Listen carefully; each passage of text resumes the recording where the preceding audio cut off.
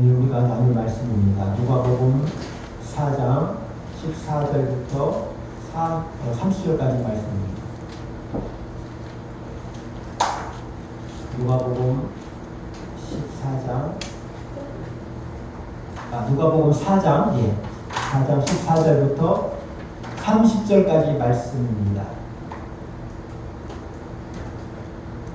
본문이 좀 길어서 24절부터 30절까지만 우리가 한 절씩 교독하겠습니다.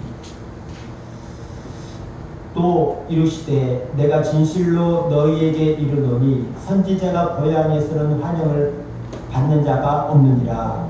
내가 참으로 너희에게 이르노니 엘리야 시대에 하늘이 3년은 여기면 낮아요. 온 땅에 큰 흉년이 일었을 때에 이스라엘에 나아간 과가 있었는데 엘리야가 그 중 한 사람에게도 보내심을 받지 않고 오직 시돈 땅에 있는 사렙다의 한 과부에게 뿐이었으며 또 선지자 엘리사 때에 이스라엘에 많은 나병 환자가 있었으되 그 중에 한 사람도 깨끗함을 얻지 못하고 오직 수리한 사람이 나음만 뿐이었으니라.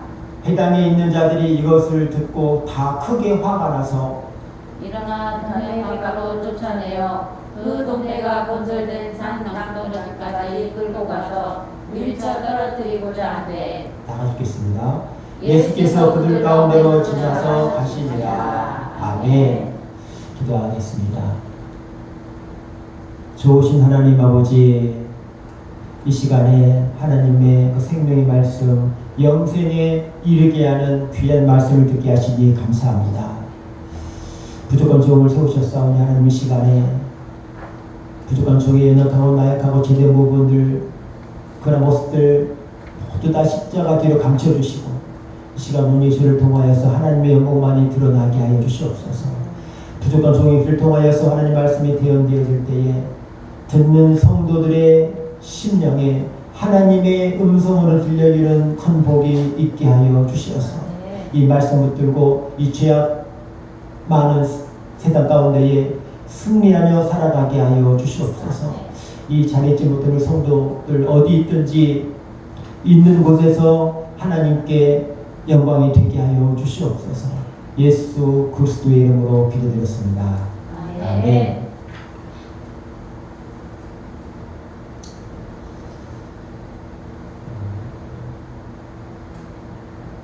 오늘 말씀의 제목이 배척당하신 예수님입니다.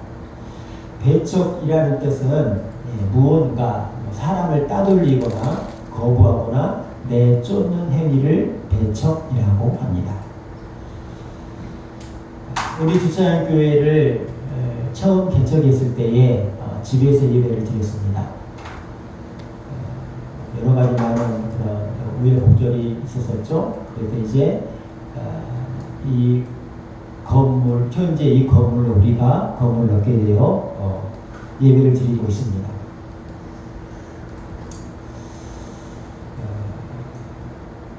처음에 교회 왔을 때 여러 명의 성도들이 있었었죠. 그 중에 김병도 장로님 계셨고 또 아내 되시는 권사님과 또 김세훈 목사님 이러한 분들이 계셨습니다. 이 분들의 나이가 연세가 70세가 넘으셨습니다. 그때 당시 한 72세, 3세로 제가 기억을 하는데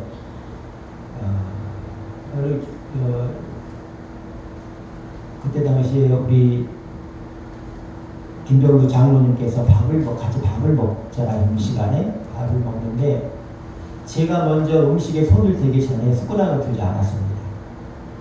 충격이었습니다. 그 나이 많으신 분이 제가 먼저 숟가락을 들고 음식을 먹어야지 젓가락에 손이 가야지 그 후에 숟가락을 드셨습니다. 장모님 먼저 드시려도 그렇게 안 하셨어요. 또 김세훈 집사님도 나이가 70대 동갑이시죠.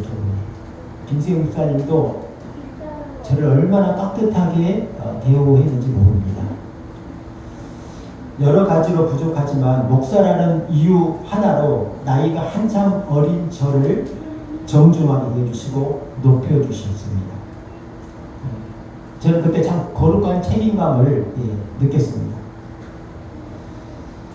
자, 그런데 제가 가족과 있을 때에는 전혀 그런 대접을 받지 못합니다. 대접까지는 아니어도 인정을 받지 못하는 것 같은 기분이 듭니다. 가족들을 만나면 그냥 동생이고 오빠고 삼촌이고 사위고 매형이고 그렇습니다. 그래서 목사님 저 앞에서 막 술파티를 벌이기도 합니다. 그때는 나의 정체성이 무엇인가 여러 가지 생각이 들고 혼란스러울 때가 있습니다. 그래서 가족들의 모임에 일부러 가지 않는 경우도 있고 또 알게 모르게 가족들의 모임에서 배척당할 때도 있습니다. 왜 그렇습니까? 오늘 말씀에서와 같이 고향에서는 선지자들도 존경을 받지 못하기 때문입니다. 예수님도 그랬습니다. 가버나움에서 나사렛 고향으로 가게 되었습니다. 하지만 가장 자기를 이해하고 잘 받아들여야 하는 사람들은 정작 그렇지 않고 배척하는 모습을 오늘 본문을 통해서 우리가 보게 됩니다. 사랑하는 성도 여러분, 사람은 누구나 인정받고 사랑받기를 원합니다. 칭찬받으면 힘이 나고 무시당하면 마음이 무너집니다. 그런데 우리 주님 예수님께서는 세상의 구원자로 오셨음에도 오히려 가장 잘하는 고향 사람들에게 배척을 당하셨습니다. 오늘 24절에 예수님께서 이렇게 말씀하십니다. 또 이르시되 내가 진실로 너희에게 이르노니 선지자가 고향에서는 환영을 받는 자가 없느니라 라고 말씀하셨습니다. 선지자가 고향에서는 환영을 받는 자가 없다. 그것도 진실로. 왜 예수님은 환영받지 못하셨을까요? 예수님은 우리가 잘 아는 대로 죄도 없고 흠도 없으신 분이십니다. 그분은 잘못하시는 게 없었습니다. 오히려 하나님의 진리의 말씀을 전하셨기에 거절을 당하셨습니다. 오늘 본문 속에서 우리는 예수님이 왜 배척을 당하셨는지 그리고 그 사실이 오늘 우리에게 어떤 교훈을 주는지 함께 말씀을 나누기를 원합니다. 먼저 우리 14절 15절 말씀을 읽겠습니다. 시작. 예수께서 성령의 능력으로 갈릴리에 돌아가시니 그 소문이 사람에 퍼졌고 친히 그 여러 회당에서 가르치심에 무 사람에게 칭송을 받으시더라. 예수께서 성령의 능력으로 갈릴리에 돌아가셔서 능력을 행하셨습니다. 예수님께서는 성령으로 잉태되셨고 세례를 받으시고 올라오실 때에 성령 충만함을 입으셨고 성령에 이끌리셔서 광야에서 마귀의 시험을 받으셨습니다. 그리고 성령의 능력으로 사역을 감당하셨습니다.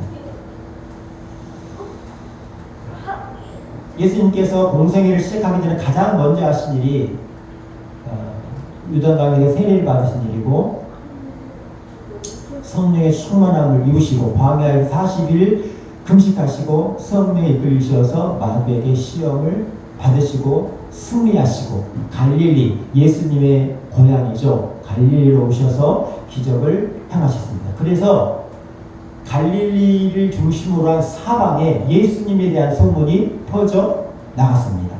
그것이 14절의 말씀입니다. 오늘 말씀에 보면 회당에서 가르치신다고 말씀하셨는데 회당이 어떤 곳이냐면 오늘날 말하면 교회라고 좀 교회와 비슷한 곳인데 이스라엘 백성들이 우리가 잘 아는 대로 나중에 바벨론 포로가 된 때가 있었습니다.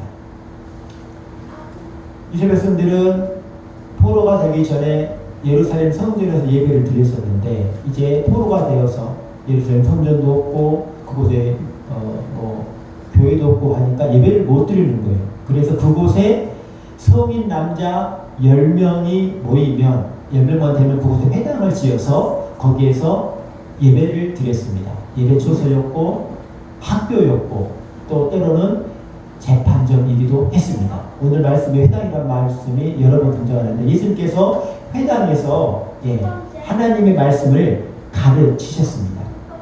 그때의 15절 말씀에 보니까 많은 사람에게 칭송을 받으셨습니다. 할렐루야. 우리 예수님은 칭송받기에, 찬양받기에, 예배받기에, 경배받기에 합당하신 분이십니다. 아멘. 자, 그러던 어느 날입니다. 자, 16절 다 같이 읽겠습니다. 시작. 예수께서 자라나신 곳 나사렛에 이르사 안식일에 늘 하시던 대로 회당에 들어가사 성경을 읽으시려고 서심해. 예수님께서 고향 나사렛에서 안식일에 늘 하시던 대로 회당에 들어가서, 여러분 안식일에는, 주일에는 교회에 와야 되는 거예요. 늘 예수님도 늘 회당에 가셨습니다. 예배를 드리셨습니다. 간절히 바라는 것은 여러분들 정말 주일 되면 꼭 교회에 나와서 성경을 읽으시고 예배를 드릴 수 있기를 부탁드립니다. 자, 그리고 나서 17절 선지자 이사야의 글을 드리거늘 책을 펴서 이렇게 기록된 데를 찾으시고 18절 읽습니다. 시작. 주의 성령이 내게 임하셨으니 이는 가난한 자에게 복음을 전하게 하시려고 내게 기름을 부으시고 나를 보내사 포로된 자에게 자유를, 눈먼 자에게 다시 보게 함을 전파하며 눌린 자를 자유롭게 하고 주의 은혜의 해를 전파하게 하여 하심이라. 라는 이 이사야서 61장 2절 말씀을 폈습니다. 한마디로 말씀드리면 예수님께서 이 말씀 가지고 지금 회당에 있는 사람들에게 설교를 하신 것입니다. 이 설교의 내용이 뭐냐면 주의 성령이 내게 임하셨으니 이는 가난한 자에게 복음을 전하게 하시려고 하나님의 영이 나에게 임했다. 하나님의 영이 나에게 임했다. 하나님께서 나에게 하나님의 영을 부으신 목적이 무엇이냐? 가난한 자에게 복음을 전하기 하시기 위해서. 예수님은 정말 오늘날 말하면 사회의 취약계층에 있는 사람들을 사랑하셨습니다. 제가 이런 생각을 해봤습니다. 다 그런 건 아니겠지만 왜 예수님께서는 이 부자들을 놔두고 정말 가난한 사람들을 친구라고 하시고 가난한 사람들을 찾아다니시고 그렇게 돌보시고 사랑하셨을까? 꼭 그런 건 아니겠지만 부자들은 그만큼 죄가 많지 않을까라고 생각을 해봅니다. 부자가 천국 가기가 낙타가 바늘길을 통하는 것보다 어렵다고 하잖아요. 여러분, 부자들 부러워하지 마십시오. 우리가 잘 아는 대로 내가 내 힘으로 내 노동을 해가지고 땀 흘려서 열심히 일해가지고는 사실 그렇게 큰 부를 이룰 수가 없습니다. 많은 사람들에게 피해를 주고 많은 사람들의 눈에서 눈물을 빼고 나야 여러분 그 갈치로 부자가 될 수 있는 거예요. 집값이 왜 그렇게 오릅니까? 땅값이 왜 그렇게 비쌉니까? 여러분 땅은 다 하나님 거예요. 땅의 주인이 어디 있습니까? 처음에 무엇입니까? 사람들의 욕심이 그렇게 되는 거예요. 예수님께서는 가난한 자에게 복음을 전할 수 있다고 오셨습니다. 그래, 나는 가난하니까 하나님 예수님께 나 때문에 오셨구나. 근데 이 안에는 영적인 의미가 있어요. 가난한 자, 심령이 가난한 자들, 할렐루야. 하나님의 말씀을 사모하며 하나님 뜻대로 살려고자 하는 자, 하나님께서 우리에게 보내주시겠다는 메시아를 간절한 마음으로 기다리는 사람들, 그 사람들이 바로 가난한 자들입니다. 심령이 가난한 자들. 저와 여러분이 심령이 가난한 자 될 수 있게 예수님으로 축원드립니다.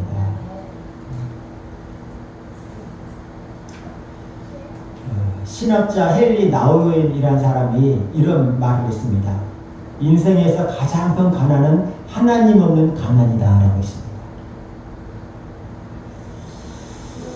세상은 돈이 많아야 행복하다고 말하지만 주님은 가난한 마음이 가난한 자가 천국이 있다고 하셨습니다.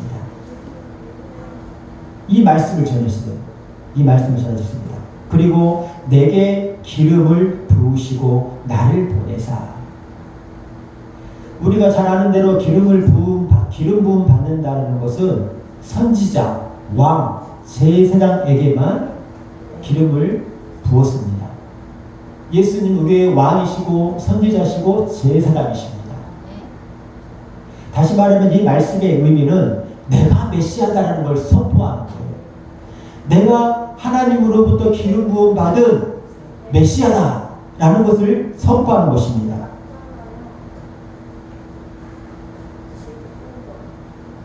그리고 하나님께서 나를 보내셨다.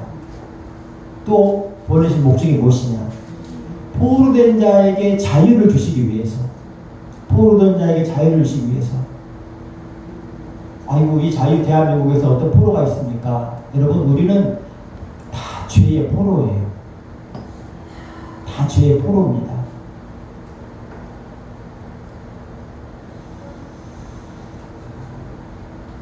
겉으로는 자유로운 것 같지만 사실은 죄의 포로고, 음란의 포로고, 알코올의 포로고, 상처에 사슬에 묶여 있는 것이 우리의 모습입니다. 알코올 중독에 빠진 한 사람이 이렇게 고백했습니다. 나는 술병을 잡고 있는 줄 알았는데 사실은 술병이 나를 잡고 있었다. 내가 술병을 잡고 있는 줄 알았는데 사실은 술병이 나를 잡고 있었다. 그렇습니다. 우리도 죄와 세상이 우리를 잡고 있습니다. 그러나 주님은 십자가와 부활로 우리를 묶인 사슬을 끊으시고 참 자유를 주십니다. 예수님께서 죄의 세력에 포로된 온 인류를 해방시키고 영적인 자유를 주실 것을 지금 선포하시는 것입니다. 또 무엇입니까? 눈먼 자에게 다시 보게 함을 전파하며. 실제로 예수님께서는 맹인 거지 맹인 나사로죠. 예. 또 바디메오의 눈을 뜨게 하셨습니다. 이것도 영적인 의미가 있는데 무엇입니까? 우리의 영적인 눈을 뜨게 해 주시겠다는 말씀이에요.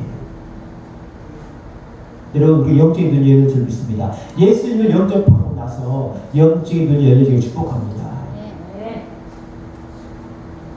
사도 바울이 예수님을 다메섹에서 만나기 전까지는 세상의 눈이 밝았지만 예수님을 만나고 나서는 영의 눈이 열려서, 할렐루야, 예수님을 만나고 정말 죽을 때까지 예수님의 복음을 전하는 사도로 변화를 받았습니다.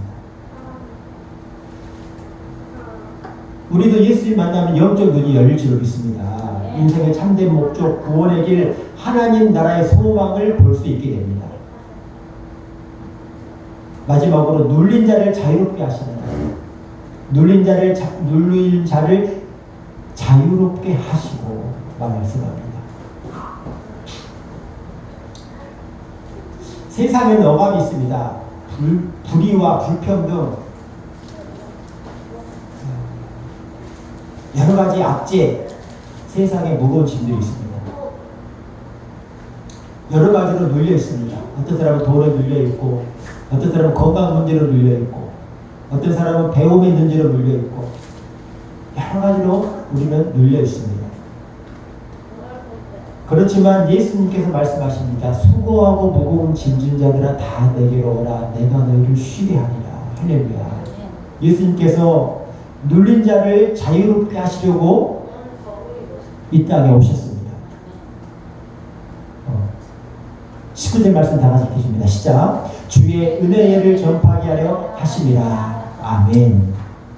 여기 주의 은혜의 해라는 것은 희년을 말하는데, 쉽게 말씀드리면 죄에서 해방을 말합니다. 죄에서 해방됨을 전파하게 하시기 위해서 내가 왔다 라는 설교를 하셨습니다. 자, 그리고 나서 20절에 책을 덮어 그 맡은 자에게 주시고 앉았습니다. 그때 이 회당에 있는 자들이 다 예수님을 주목하여 보았습니다. 그러자 예수님께서 또 말씀하십니다. 21절 다 같이 읽습니다. 시작. 이에 예수께서 그들에게 말씀하시니 이 글이 오늘 너희 귀에 응하리라 하시니 예수님께서 다시 한번 내가 메시아임을 선포하는 말씀입니다. 이 글이 오늘 너희 귀에 응하였느니라. 자, 이 말을 다 들었습니다. 회당에 있는 많은 사람들이 이 말을 다 들었습니다. 그때 22절 그들이 다 그를 증언하고 그 입으로 나오는 바 은혜로운 말을 놀랍게 여겼습니다. 말씀 자체이신 예수님께서 말씀을 전하시니까 얼마나 은혜가 있었겠습니까? 능력이 있었겠습니까? 그런데 이 사람들의 반응이 이상합니다. 이 사람이 요셉의 아들이 아니냐.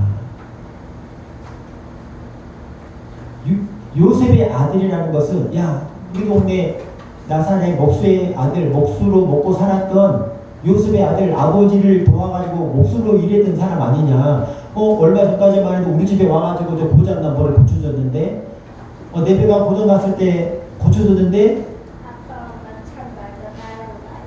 요셉의 아들 예수가 이렇게 정말 은혜로운 말씀을 전해? 이렇게 지금 말하는 거예요. 그때 예수님께서 말씀하십니다. 23절 다 같이 읽으시면 시작. 예수께서 그들에게 이르시되 너희가 반드시 의사야 너희 자신을 고치라는 속담을 인용하여 내게 말하기를 우리가 들은 바 가버나움을 행한 일을 내 고향 여기서 행하라 하리라. 이런 내용입니다. 예수님께서 세례를 받으시고 성령 충만하셔서 가버나움에서 또 여러 동네에서 많은 능력을 행하셨습니다. 그 기적을 행하셨습니다. 그 능력을 기적을 지금 네 고향 여기에서도 행해봐라는 거예요. 너가 정말 메시아면 그 많은 능력을 지금 우리 여기 고향에서 나타내봐라 라는 생각을 아시고 이 말씀을 하신 것입니다. 너희들이 지금 이런 마음을 가지고 있다. 그 내용이 23절의 내용입니다. 그러면서 예수님께서 말씀하십니다. 24절 또 이르시되 내가 진실로 너희에게 이르노니 선지자가 고향에서는 환영을 받는 자가 없느니라. 예수님께서 고향에서 무시당하시고 빈집을 당하신 것입니다. 하나님의 놀라운 은혜로운 말씀을 전하셨음에도 불구하고 고향 사람들이 예수님을 받아들이지 않고 배척을 하는 것입니다. 그러자 예수님께서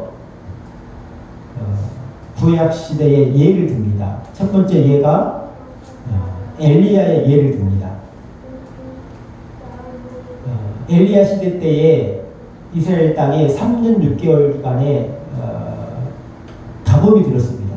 그때에 하나님께서 엘리야를 이방 땅 사르밧에 따른 과부 집으로 보내셔서 거기에서 지내게 하십니다. 사르밧 과부의 집에 가가지고 나에게 떡을 만들어 오라고 하죠. 그런데 사르밧 과부가 지금 우리 집에 한 주먹의 밀가루가 있고 기름이 조금 남아있는데 나와 하나밖에 없는 내 아들이 이것으로 떡을 만들어 먹고 이제 죽으려고 합니다. 그랬더니 엘리야가 나에게 먼저 만들어 와서 나를 먹이고 그 다음에 먹으라고 합니다. 그때 사르밧 과부가 엘리야를 알아봤습니다. 엘리야를 알아보고 엘리야의 말을 믿었습니다. 그래서 이 사르밧 과부가 그 3년 6개월 어른식의 구원을 받는 내용입니다. 이 말을 하고 또 두 번째로 선지자 엘리사 때 이야기를 합니다. 우리가 잘 아는 문둥병이 걸렸던 나아만 장군. 이 나아만 장군은 이스라엘의 원수의 나라입니다. 아수르입니다. 원수의 나라 장군인데 문둥병이 들었어요. 그런데 이스라엘에서 포로로 끌려간 계집종이 저 주인님의 병을 우리 나라의 엘리사라는 선지자한테 가면 나올 수 있는데 라는 말을 듣습니다. 그 말을 믿어요. 그리고 가서 요단강에 가서 몸을 씻잖아요. 그리고 구원을 받습니다.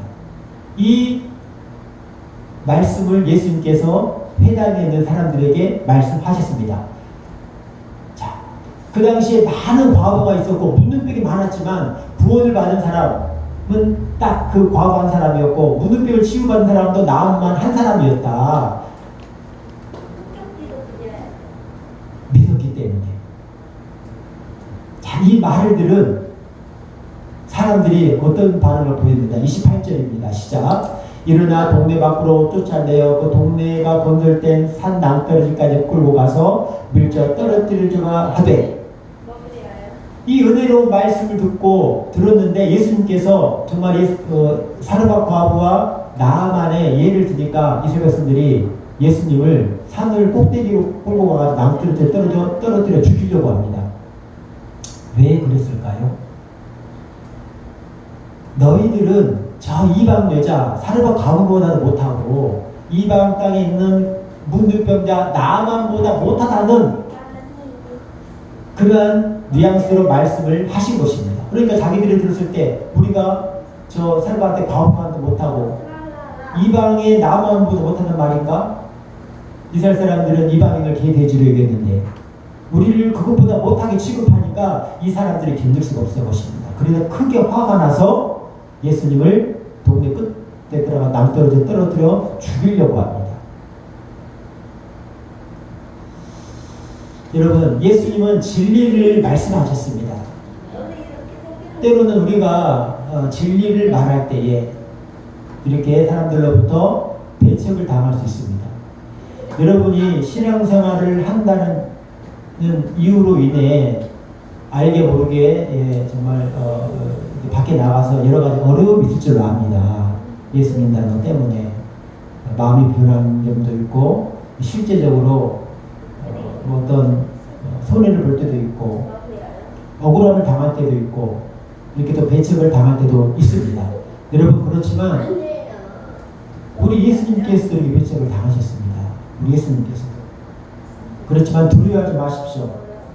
이미 우리 예수님께서 그 길을 걸어가셨기 때문에, 할렐루야, 우리는 그 길을 우리가 기쁨으로 걸어갈 수 있습니다. 초대교회 성도들은 신앙 때문에 감옥에 갇히고 돌에 맞고 심지어 목숨을 잃었습니다. 그러나 그들의 피가 복음의 씨앗이 되어서 오늘 우리가 복음을 들을 수 있게 되었습니다.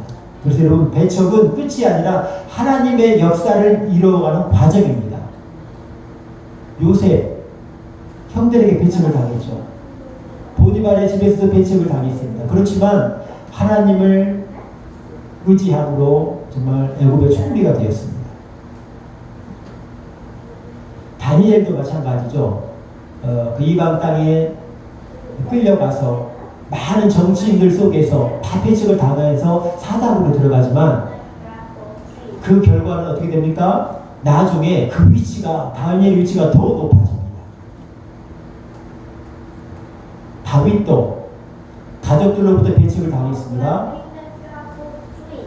또 이스라엘의 영웅이 되었지만 후에는 온 이스라엘에게 배척을 당해서 쫓겨다닙니다.